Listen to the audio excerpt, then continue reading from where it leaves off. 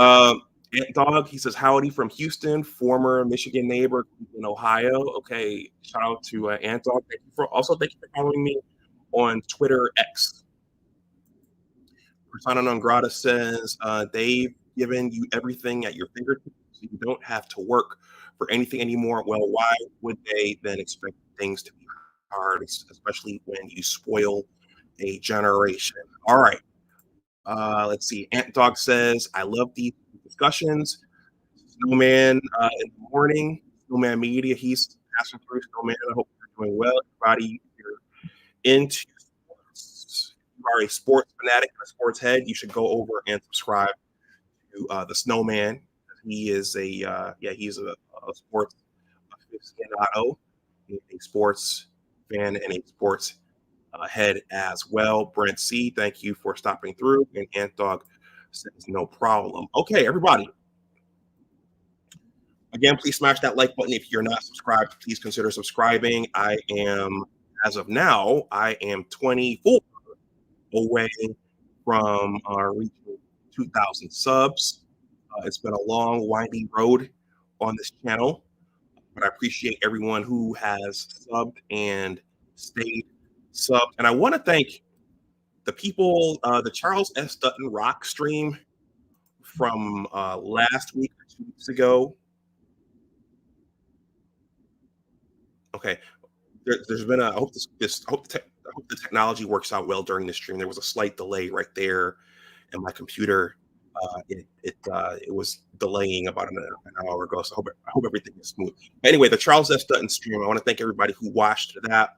I don't know if someone in particular shared that in his community, but over the weekend the algorithm took it and really blew it up. So I appreciate everybody who watched that and subscribed to the channel. If you want to donate something, I think I might have just said this. My Cash App and PayPal are here. The super chat is live as well. And you can also leave a super thanks afterwards if something is said here that personally touches your heart. All right. Is the United States becoming too soft? The culture of things being too hard and getting too hard. Well, everyone, I'm spending most of my time now. I don't know that I did a stream last week. Last week might have been the Charles S. Dutton Rock stream, but most of you all know that I'm a writer. That was my purpose for coming to the YouTube streets, and then I started having fun just YouTubing. But this is my book project, The Engineers of Western New York Basketball Story. I'm trying to finalize this part one of this bad boy right now. Please take a look. The link is in the description box. And yeah, part of this journey, part of the story, it's a story about life, success, and failure, and what sports teach you about life, success, and failure. And it's also about changed environments. That's something that's talked about in the YouTube streets quite a bit, whether it's gender or economics or the economy or whatever. That's a recurring theme in the YouTube streets in a myriad of topics, changed environments. So this is my book project. So when you write a book, or if you're looking to sell something, one of the things you think about is one of the things you eventually have to think about is marketing. So how am I going to get my message out? How are who's going to buy it? Who's going to enjoy it? So I've shout out to Tyrell Hughes of the back community or the back network. I interviewed Tyrell Hughes. He's a fellow Johnson C. Smith University alumnus. We talked, I think it was MLK Day this year. And he said, Anwar, you need to read this book, Contagious, by Jonah Berger. Okay, Jonah Berger. And the book is about how things catch on, how things go viral. And so recently I've been thinking about how things go viral. I've been thinking about with me looking to publish a book, how can I market it effectively, and how can I get people who don't know me, who aren't familiar with me, to become interested in it, and perhaps buy a copy once I publish it. So the book talks about, I'm halfway through right now, and it talks about emotions. People share things that they either feel good about or things that they feel angry about. And so I posted on my Facebook wall, for those of you who are still on Facebook. I post a lot of things over there. Some things get a tepid reaction, some things get no reaction, and then some things get a lot of reaction. I was thinking before I started the stream, I got in hot water. I mean, the lessons in this book, I'm learning these all along. I just didn't really know. I just didn't know. But I got in hot water about 3 years ago, um, because I posted Kevin Samuel's 1 millionth subscriber show on my Facebook wall. I didn't say anything, but I posted that, and I got in hot water with somebody, and somebody got really, really upset because I posted that there, and I didn't understand what the big deal was. But after reading this book, getting halfway through this book, now I understand that when you post something and you don't even have to say something when you post it, when people see certain things, they may get triggered in a good way, or they may get triggered in a way in which they want to fight you and cut you off, or punch you. Okay, so triggering people in positive ways or negative ways. So I shared, and both of these might have come from Dr. Tia Johnson. I shared an infographic. Well, here, I'll show you right now. I'll show you right now.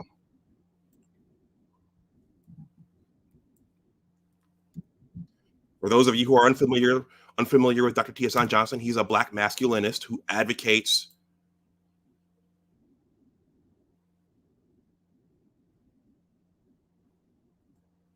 Uh-oh. All right. It was doing that freezing thing. For those of you unfamiliar, I think everybody there in the chat knows. But for everyone unfamiliar with Dr. Tia Johnson, he's a Black masculinist. He advocates for Black men and boys. I've interviewed him here twice. So thank you, Dr. Tia. Thank you, Dr. Tia Johnson. I intend to have him come back at some point. But I posted this.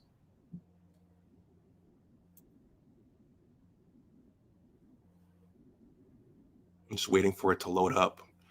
Yeah, Facebook is dangerous, man, on a number on a number of fronts. And if you post the wrong thing there and somebody doesn't like it, yeah, it can cause a lot of drama. Where is it? Where is it? Where is it? Okay, yeah, I posted this.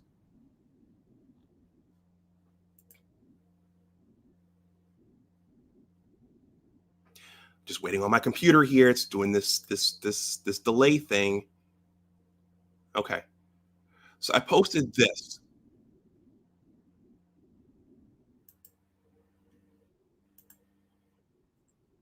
and I was surprised at how many reactions this got. But people are passionate about education, and people are passionate about, in this regard, where the country is going. So this was from, I don't know who this was from, but it says public school grading scale. This is on the Dr. Phil show. It says a Facebook post by a California parent. So you can see there that they, in this particular county or this particular district, they relaxed the academic standards. Okay. So A here equals 84% to 100%. I'm sorry, 84% to 100%. B in this district is 64% to 84%. Okay, a C is 44% to 64%. A D is 24% to 44%, and a F is 0% to 40%.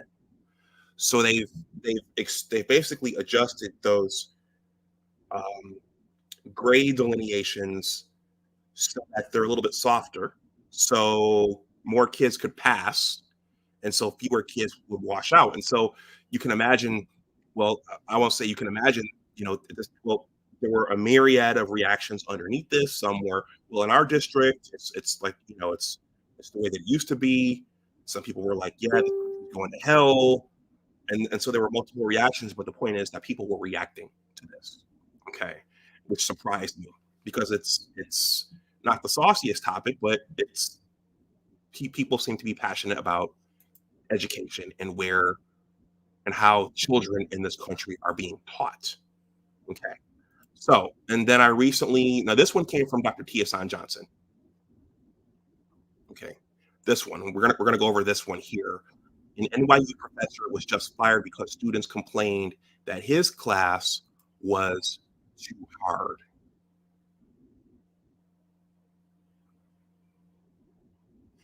Let me read that again. Chrome just did its slight freeze thing.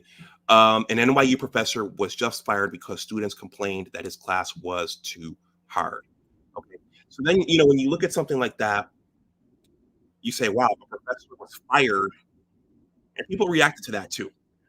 But wow, a professor was fired because the class was quote unquote too hard. Well, what is too hard? What is that? What does that mean? Does that mean that generations today, they don't want to do the work? Does that mean that work that we did 10 to 20 years ago or 30 years ago, we were able to do it and they can't do it now? Does this mean the professor should automatically pass them? Okay, and this is just education. So I'm gonna get myself in trouble now by saying that this question arose back in 2016. I'm gonna go political here. This question arose in 2016 as the country getting too soft. You all know what happened in 2016, who got elected to the presidency in 2016, but people were crying the night of, the day of. People were calling off work the next day. People were very much in their feelings because Don Cheeto got elected as the president of the United States. Maybe there was some interference. I don't know. Maybe there wasn't. Maybe it was fair and square. But the point is, people were really, really hurt and crying because he got elected. So a mentor actually asked, well, he actually stated that emphatically that this country is getting soft. What do you mean you don't want to go to work because somebody was elected president? What's wrong with you people? Okay, so this question has been coming up a lot on multiple fronts over um, the years. Okay,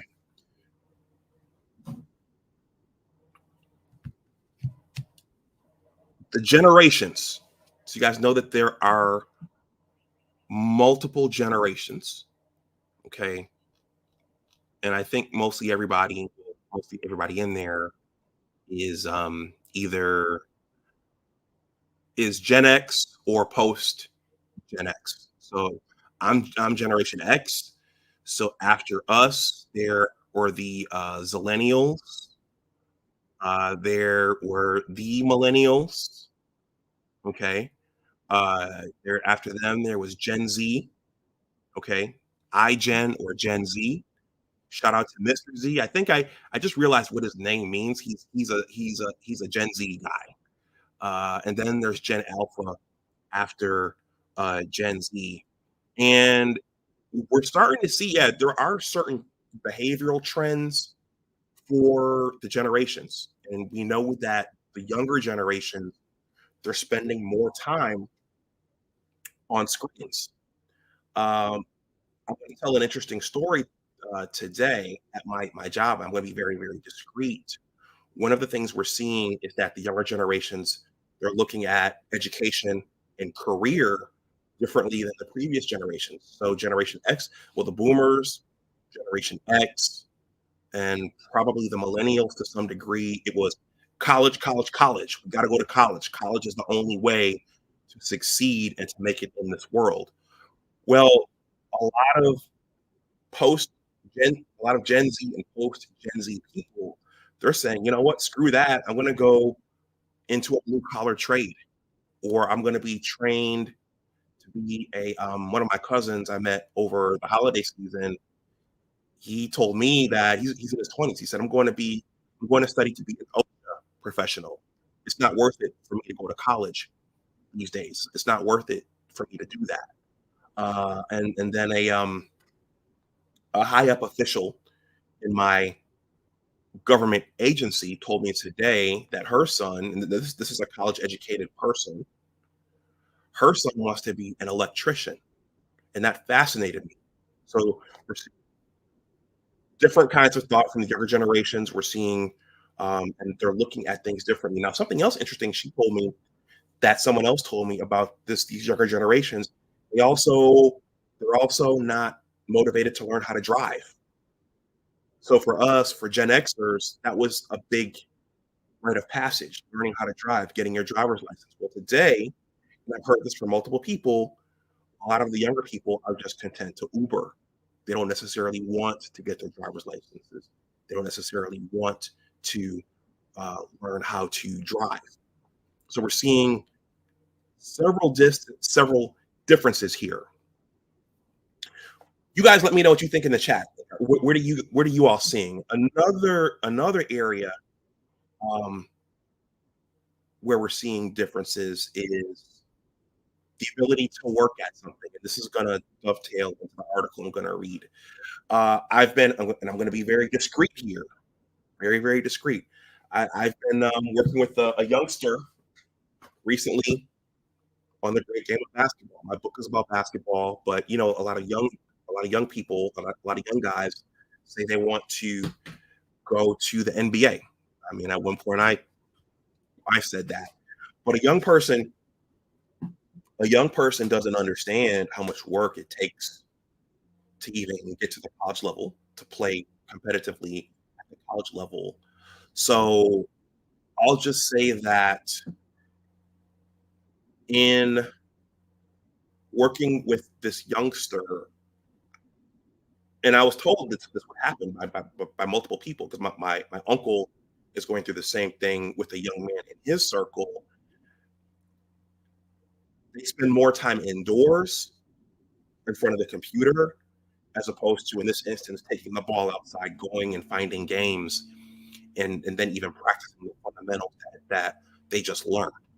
Okay, they don't they don't do that. Okay, and a trainer told me this a couple of years ago. One of the guys I interviewed from the book, he said they don't play and they don't practice as hard as we did. My uncle said that about a young man he tried to show. So there are differences there. We were outside riding our bicycles, going to different neighborhoods, going to play pickup basketball, doing different things. But it's just different now. Okay. Is that a good thing? Is that a bad thing? Okay. Well, in this particular instance, in the sciences, and I'm a scientist, okay, I think that's a bad thing. If things get too hard, is it the student's fault? Is it the teacher's fault? Whose fault is it? Now, I was taught work ethic when I was a youngster. Okay, we had chores, the dishes, taking the garbage out, shoveling the driveway. We had chores. So work ethic was taught at home. This was pre-internet, pre-email, pre all of that. Um, I didn't learn how to develop as a basketball player until after I got finished playing, but I was able to take that work ethic and apply it there and in the classroom. Most of you all know that my PhD is from the University of Michigan. Okay, there were a lot of hard days working on my PhD. There were days when I didn't know if I would finish. There were days that I didn't think that I would finish.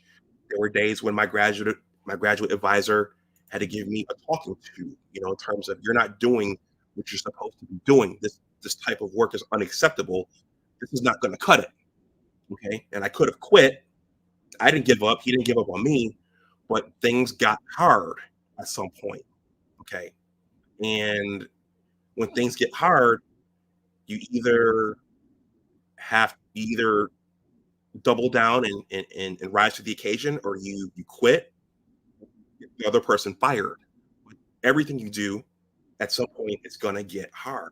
So what do you do? And so the question, younger generations today, younger generations today, can you guys see me?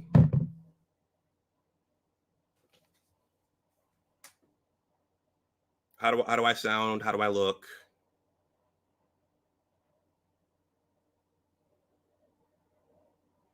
Anything? Thank you, Sheed. All right, for those watching on the playback, there was a technical glitch. So I'm gonna have to do some hocus pocus on the back end in my YouTube studio. Okay, so let me leave my pulpit now and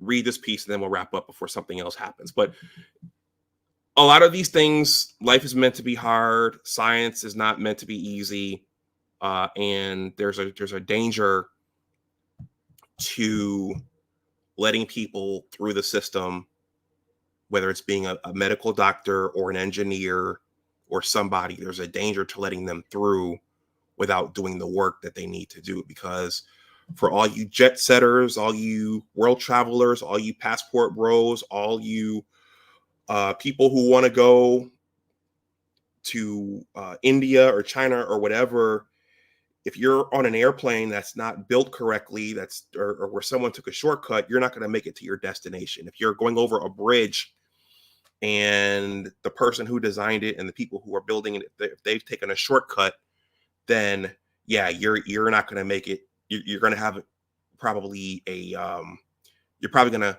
expire early. If you're taking a pharmaceutical and someone took a shortcut or didn't know what they were doing, you could take a drug that'll kill you. So this is very, very dangerous. So let me read this. Let's go through this together, and then I will wrap this up. Thank you to everyone for bearing with me here. All right. Shout out to Dr. Chiasan Johnson for sharing this. I shared this from his page. So this reads as follows: NYU fires chemistry professor after students started a petition claiming his class was too hard. Okay, so shout out to my mom. Why don't you do more Black-centered content? This affects everybody. Now, before I show this, let me just show this really, really quickly, because I think this is a good primer for this. I showed this a couple of months ago when I interviewed Katie Barrett regarding homeschooling. So this is entitled "U.S. Education Rankings Are Falling Behind the Rest of the World." Okay, and just these highlights. I'm just going to read these highlights. Key takeaways: the United States placed 11th out of 79 countries in science when testing was last administered in 2018. The top 5 math scoring countries in 2018 were all in Asia.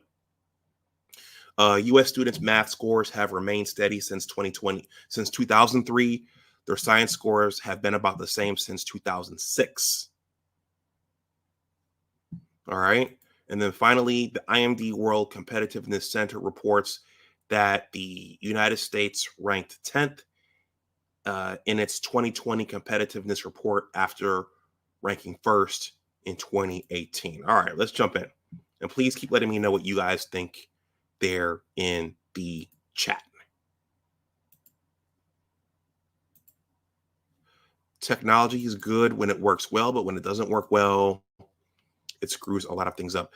Dr. Maitland Jones Jr. was fired after 82 students at NYU signed a petition claiming that his organic chemistry course was too difficult and he was condescending and demanding.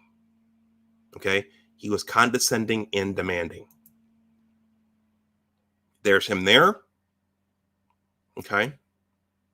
That says Maitland Jones Jr. is considered an expert in the field of organic chemistry, but some students took issue with his teaching style. Okay, no one said organic chemistry would be easy, but for dozens of students who took Maitland Jones Jr.'s organic chemistry class at New York University in the spring of 2020, the course seemed next to impossible. They shared grievances, started a petition, and gave Jones poor teaching evaluations. Now NYU has decided to terminate his contract. All right. You guys still with me there?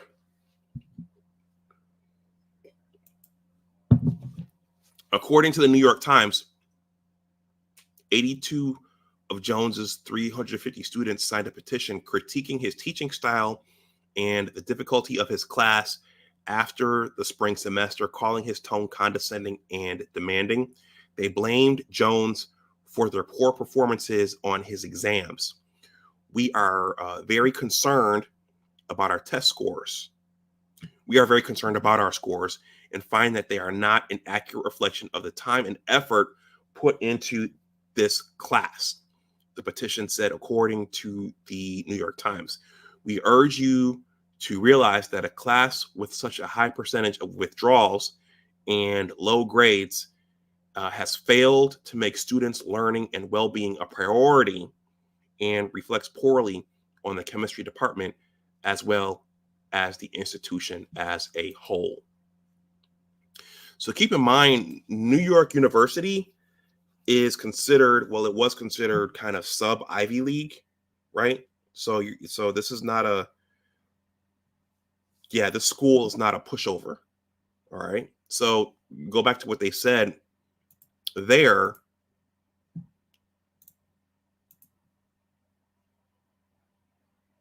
We urge you to realize that a class with such a high percentage of withdrawals and low grades has failed to make students' learning and well-being a priority. Their learning and well-being. Learning and well-being. Okay. That sounds an awful lot like feelings and how they feel. Many of the students hoping to pursue medical careers felt that Jones' organic chemistry course had dashed their dreams, but other professors and some students have risen up in Jones's defense.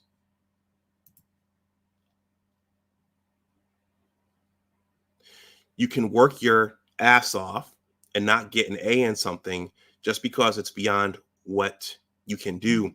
Elizabeth Spears, a journalism professor at NYU, wrote on Twitter, as reported by The Independent. That's not a moral failing, but it should probably tell you you're not headed in the right direction with medical school. I think that's hard for a lot of students to accept. Ryan Zhu, a former student of Jones's, similarly defended the professor's teaching style. So in life, you don't win everything. You do get your feelings hurt sometimes. You do fail. Not everybody gets a trophy. So just because you're not passing the guy's class doesn't mean that he's not an effective teacher, right? And then the question is, do you want a medical doctor like this treating you, right? So there are consequences for passing people who either can't do the work or won't do the work.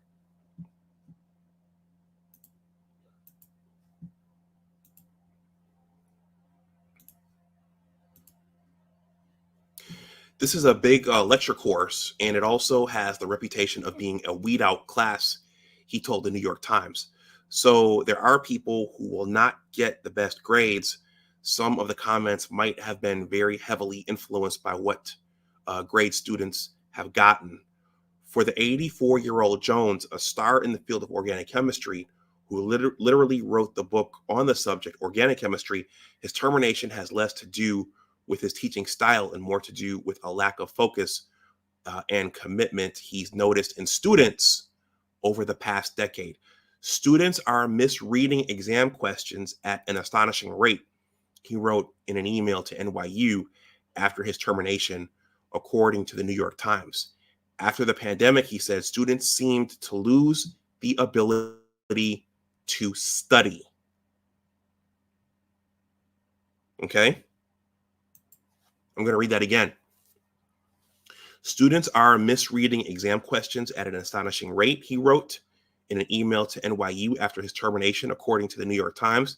After the pandemic, he said, students seemed to lose the ability to study.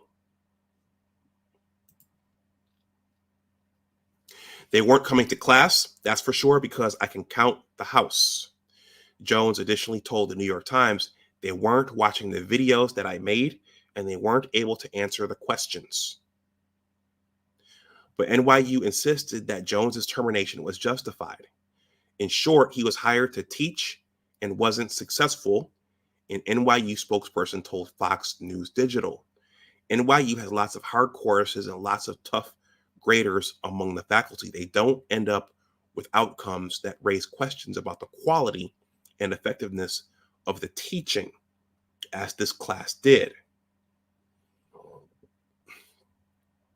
In a statement with the Independent, an NYU spokesperson added that Jones's course evaluation scores were by far the worst, not only among members of the chemistry department, but among all the university's undergraduate science courses.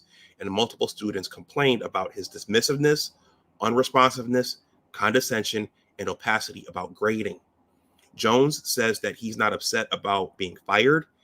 He had planned to retire soon anyway, but he is concerned about what his termination says about higher education. I'm going to read your comments. This one is almost done. I just want to make sure this doesn't happen to anyone else, he told the New York Times. And his colleague, NYU chemistry professor Kent Kirschenbaum, noted that making certain classes easier or catering to students' demands could have a devastating impact on society as a whole. Unless you appreciate these transformations at the molecular level in organic chemistry class, he told the New York Times, I don't think you can be a good physician, and I don't want you treating patients. All right. So that's that. So and this has been going on, this type of thing has been, I mean, it's an issue a lot of educators face. Do you lower the standards? Do you lower the standards, or do you hold the line and make those students rise to that standard? And do you hold the line and pass those students who can do the work, and have the students who can't do it go and do something else? That's a question a lot of educators face. And then for everyone else, do you want these people getting through to medical school or to engineering school or to dental school or to NASA? Do you want those people getting through if they can't do the prerequisite courses? For me, I say no. And I think someone, yeah, let me read what Isada says here. I'm going to wrap this up before something else technical happens. I see Gabe A has entered the room. Red team, blue team. He says, America is raising whiners with parents who push mediocrity. Yeah, you're seeing a lot of, I'm not a parent, but I know that I know my father is a retired educator, and the teacher oftentimes today gets held responsible for what the students are not doing and what the parents aren't doing at home. So my father got blamed for his students not always passing. But the question is, do you keep the bar where it is, or do you lower the bar so as many students can jump over as possible? Yeah, that's the dilemma. Gabe A has eyeballs here, and he says, "Uh-oh." In Aquatech, he says, "Hold the line and hope the students have the wherewithal to get good." Gabe A says, who's a fellow STEM guy, so I appreciate him. And I might do something a little more in-depth on the science side on my STEM channel tomorrow night or sometime shortly thereafter. He says, I kind of think that there are some undergrad engineering professors who desired to fail students as some type of proving grounds for the curriculum. I don't think that was the best. Well, you don't want faculty intentionally failing students, but you want them to be able to do their part. I think that's what you want. All right. Let me go back to the YouTube side.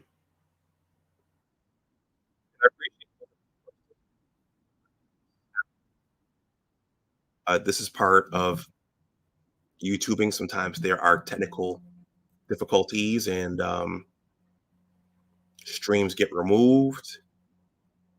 Content creators have to start over.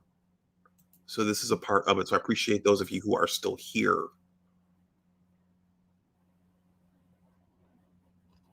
All right.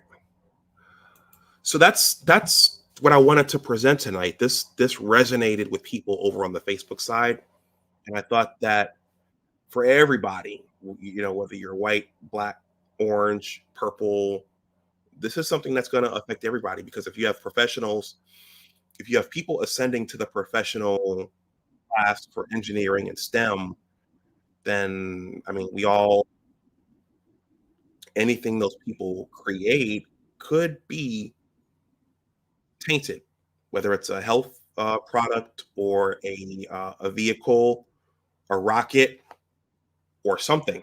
This could affect everybody. So it's important for people to keep their eyes on this and think about this. And this may be a bigger problem than who gets elected president in November, because a lot of well, just take travel for example. There was a story last week or earlier this week about a Southwest flight. I think taking off from Denver or Phoenix. And passengers looked out the window and saw part of the engine covering coming off. And little mistakes and shortcuts like that. I don't know what the cause of that was, but my point is, when you purchase an airline ticket or when you buy a car or when you're going across a bridge, you're assuming that the person who designed that airplane or built that airplane or built that bridge, you're assuming that they took their time and they did it right and they made all the proper calculations and they used all the right materials. But if they haven't, someone's going to pay the price. JJ said, we have a DEI comment here. He says, many conservatives want to blame Black people, also known as DEI. Well, JJ, that's also gender too.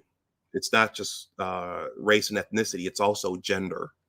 So this is a sensitive topic, and same deal. I think I don't, as long as the person was trained correctly and they can do the job, I don't mind if the pilot or the engineer is a woman or if they're from my community or someone else's community. My priority is that they were trained right and correctly and that they can execute the job correctly and not cost lives. I think that's the critical thing. Aquateki says, when people don't pay attention to details, things go bad. That's absolutely right. So that's the most important thing. But I'm going to wrap this up with this question. Is the United States becoming too soft? The culture of being too hard and getting too hard. So I think if we do move to a place where we're lowering standards and where we're lowering the bar, and in this instance, a professor knows that, okay, this is what you need to know to make it to medical school. This is what you need to know to go on to do whatever it is you want to do. And it's coming down to this person's condescending. We're not showing up to class. We're not doing. The students aren't doing the work. If we're coming down to lowering standards for those things, then yeah, that's a problem in society. All right, everyone. I think tonight's adventure is over.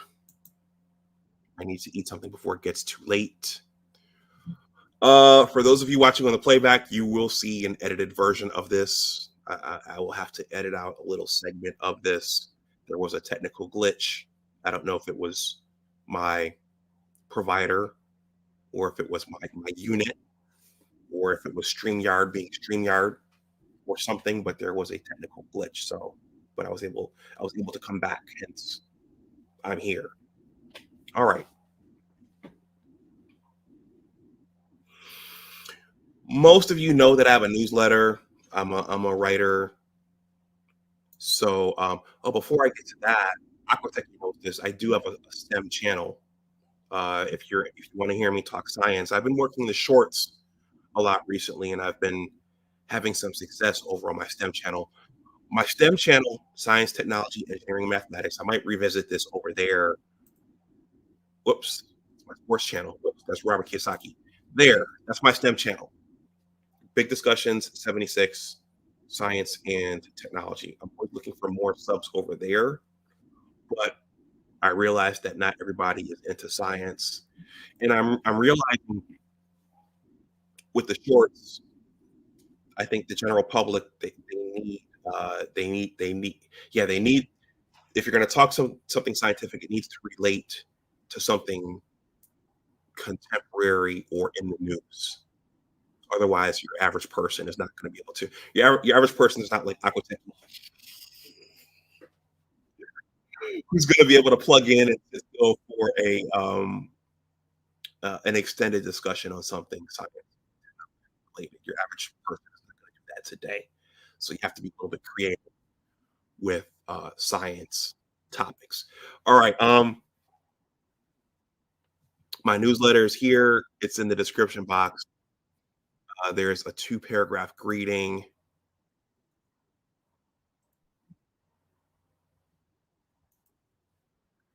Thank you to everyone who signed up. I think everyone who's in the chat right now signed up, but for those new people who are not signed up, um,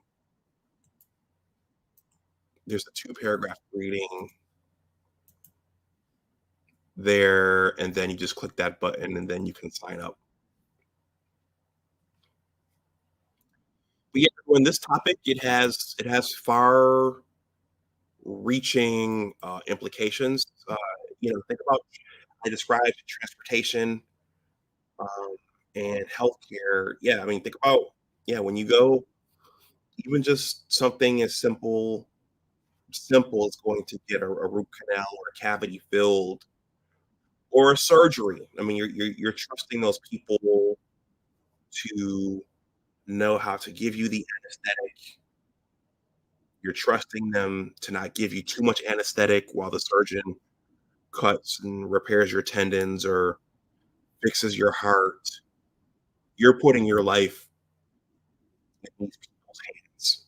And I've had 2 major surgeries in my lifetime. So you want them to know their organic chemistry or whatever it is when they operate on you. So, all right, everyone, have a good night. If you're new to the channel, please like, share, and subscribe. I will talk to you again soon. And thank you for those of you who hung out. And I will talk to you again the next time. As always, remember that your attitude determines your altitude. Always try to do your best. Take care, and I will talk to you the next time. Bye bye.